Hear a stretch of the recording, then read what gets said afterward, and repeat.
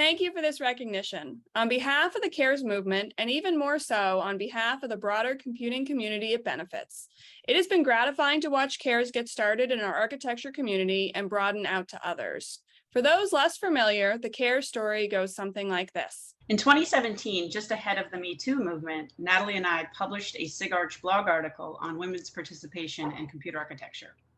Soon after that, the micro conference was held, which had no women general chairs, program chairs, keynotes, or panelists, which triggered us. And that's when Margaret Martinosi stepped up as our spokesperson. Although I must say, negotiating a time slot for her to speak at Micro was way too challenging.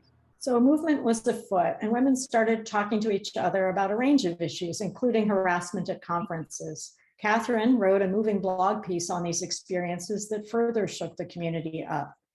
We found it particularly discouraging that reporting harassment that occurred at a conference required sending email to an anonymous ACM address or speaking to general chair and program chairs, likely with no experience in this area. As SIGARCH chair, Sarita, with her executive committee, worked with ACM to establish the first CARES committee to help people. Although this was also challenging, it got done. Margaret and I gladly served as the first co-chairs. These committees have spread through the computing research community. CARES committees have raised awareness of racial and sexual bias, harassment, and of ethical violations in our community.